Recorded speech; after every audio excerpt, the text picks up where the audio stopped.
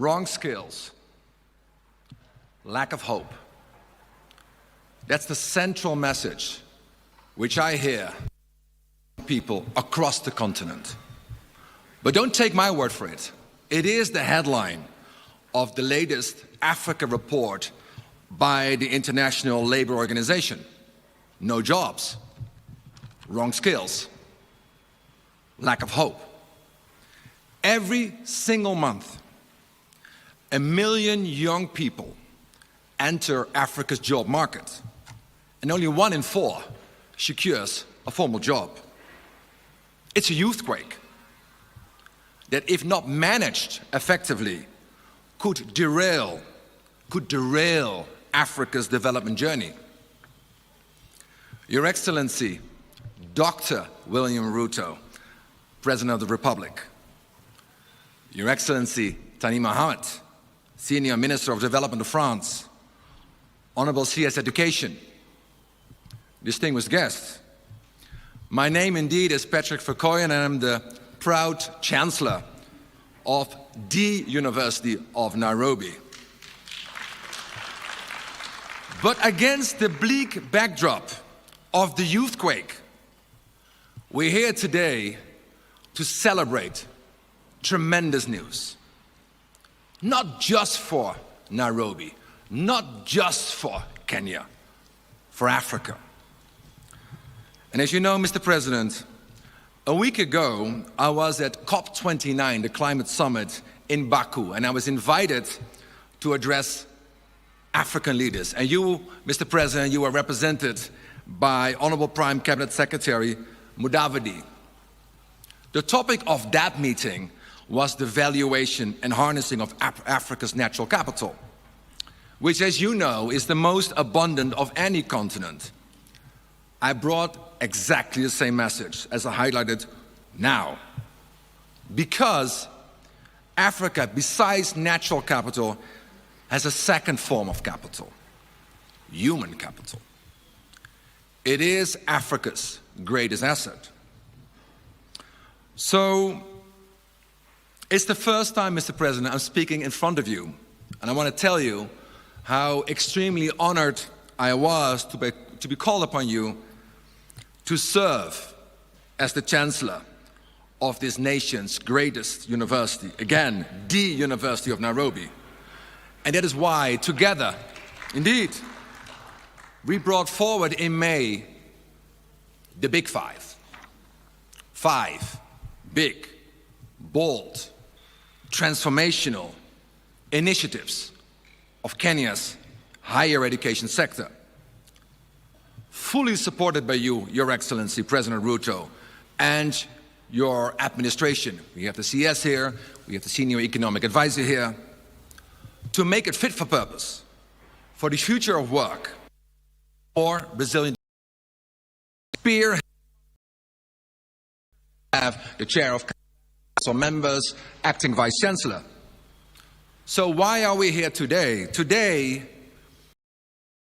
actually launched one of those 5 big initiatives. I call it Silicon Savannah Innovation Park. It's thanks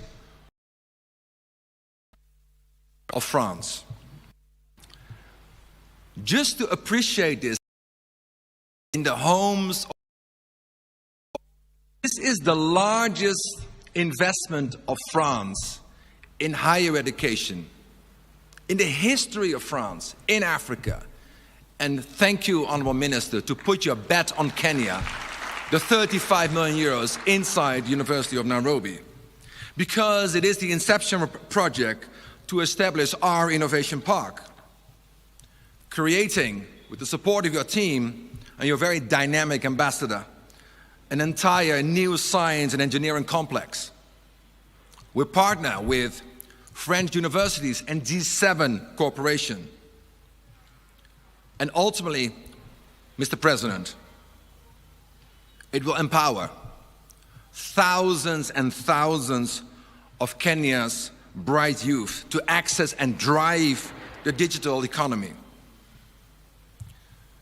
Mr. President, Honourable Minister, Excellencies, colleagues, I strongly believe that this major initiative today marks a turning point. Because in getting our response to the youthquake right, we unlock Africa's demographic dividend. And truth being told, me, coming from Europe, I can tell you it's much harder to be productive with a rapidly aging population, and I can testify to the aging part, than it is with an overwhelming youth one. But it's only possible if we create three things: jobs, jobs, jobs. And the reality facing Africa applies equally right here in Kenya, which I consider my second home. Every year, you know it, we know it, I know it, 1 million Kenyans graduate, but roughly half of them cannot land a job. In our book, in your book, in my book, it is not right for a student to complete years of work at our nation's greatest tertiary institution to end up driving a taxi. It's not right to study chemistry or linguistics to end up working tables. It's not right to meet all the requirements to obtain a university degree in Kenya to end up with no job at all. But Kenya, Africa, we will not bridge the massive jobs gap by copying development playbook from Europe or China. Kenya's future lies in fully harnessing the fast-paced 21st century digital revolution. And Mr. President, I know you know, I know most of you know, that Apple does not manufacture a single of its high-tech iPhones themselves. No, it's all done by the Taiwanese company Foxconn, mainly in China. Think about it. The total market value of Foxconn last year was $50 billion US. Let's compare it to Apple. The total market value of Apple was more than $3 trillion US. It's one, as we know, most valuable companies in the world. Not because it manufactures things, no, because it did the research, it did the development, it does the design, it holds the IP, and on the other side, it handles the marketing, the financing, the content development. That's where the value lies in the value chain. And with the high value comes not just any jobs, it creates high quality jobs. So my message to you, Mr. President, if I may, we must innovate, not replicate. We must create, not copy. And the best way to do that is investing in human capital through our best tertiary institutions and by promoting entrepreneurship. That is why Silicon Savannah Innovation Park is so crucial. It can turbocharge the ability of Kenya's youth to lead this digital economy. And Mr. President, as we go for the high ground, and when we, not whether, but when we succeed with Silicon Savannah, we will become the engine of disruptive development. It will catapult the nation to the center of the digital revolution, all the way to middle income status, and I'm totally convinced much faster than we will ever imagine. Africa-owned, Africa-led, Kenya-driven.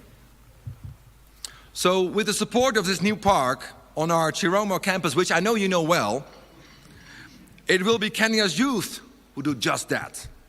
And Mr. President, they will do it in two very specific ways. One, by accessing the global digital economy for services. One of the professor colleagues, he's here, not to be disclosed, shared with me something today. I only just found out. Students of the University of Nairobi, of other public universities, they're selling their services in their spare time, and they had quite some spare time in the last few weeks, as you know, CS Education, to actually write the papers of Ivy League students. They write it for them at Harvard, MIT, Stanford, and earn a few bucks in return. But the irony of this situation is it highlights the incredible untapped potential of Kenya's youth. It will be unlocked by this Silicon Savannah Innovation Park. Secondly, let me be Dutch and explicit. Kenya will go nowhere in the economy of today as just consumers of digital services, of just consumers of AI, developed outside of Kenya, outside of Africa. You know, we know, I know, Kenya can do it. In fact, Kenya is doing it, and M-Pesa is a great example.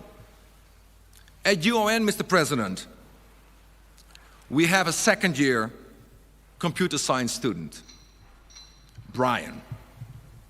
In his own time, he developed an AI app that helps Kenyan primary school teachers in classroom with too many students to accelerate the rate of grading their papers. So starting today with the Innovation Park at the University of Nairobi, we will have the ability to support huge numbers of students, just like Brian, to conceive homegrown digital AI solutions to bring them jobs, jobs, jobs. This Innovation Park, Mr. President, Honorable Minister, Excellency, will be a transmission belt of tech startups to populate the Concert Technopolis. That's, of course, at the heart of Silicon Savannah. All right here in Kenya. And let me be blunt, Mr. President, none. And I think I have the authority to say, because I'm observing it in real time, none of this would be possible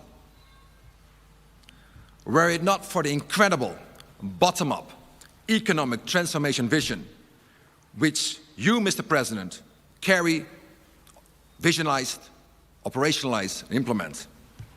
Not just behind the Big Five, but behind the total transformation of Kenya's economy, fast-tracked. So we owe it to you, Mr. President, for bringing us here today for this important step. And of course, we owe it to the incredible partnership of France behind this vision.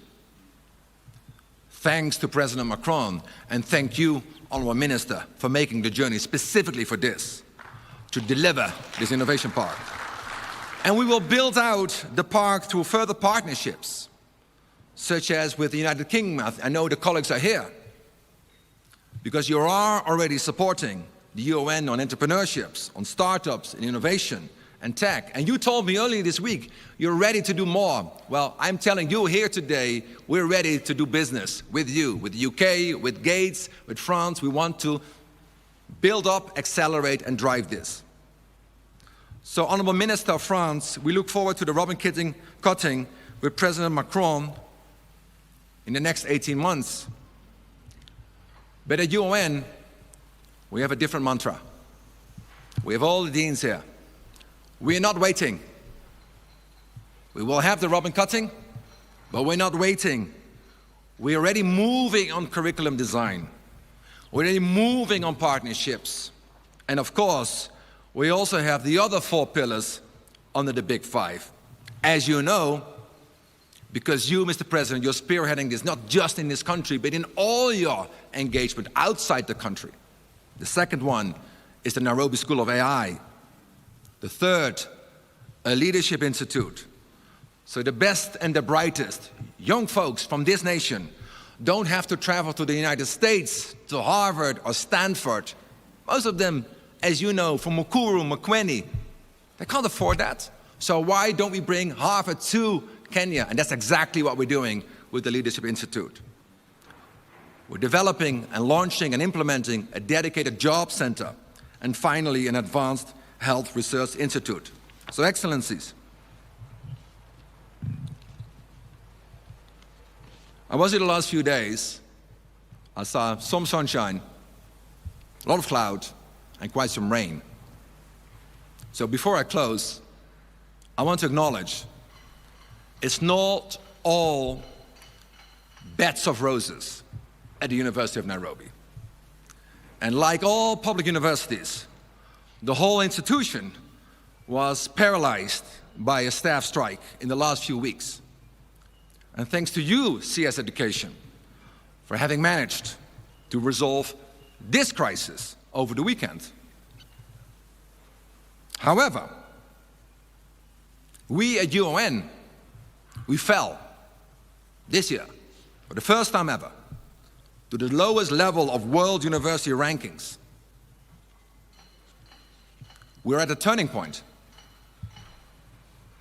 I'm absolutely convinced, as Chancellor of this university, that our university cannot only be the greatest university in East Africa, but the greatest in Africa, and one of the greatest in the world. But for that, I don't just want the staff to be properly paid, as they should. To get where we need to go, we will need far more staff to increase our teaching to student ratios. We need far more PhDs. We need far more PhDs, both for staff and students, among many other things. So, as you know, Mr. President, I've taken on this voluntary, unpaid, for the record, unpaid role to find an indebted organization running deeper and deeper deficits, year on year. Which means the flip side, Honorable Minister, that's why we're so delighted you have you here. We need a complete transformation to get the UN back on track. Think about it. We sit on an incredible wealth of staff, the best students, not just in the nation, on the continent, land, and as demonstrated today, partnerships. So I thank you, Mr. President, for giving your blessing to the Innovation Park, to the Big Five, to a rapid transformation agenda, to rebound the UN, using all available assets, resources, partnerships, and to spreading this transformation across the nation. In concert, CS, as you lead with all Kenyan universities. Together, higher education can make the nation's youth, sir, unstoppable. Silicon Savannah Innovation Park can make the nation, sir, digital economy unstoppable. And with that, this great nation, Kenya, will be unstoppable. I thank you very much. Asante sana.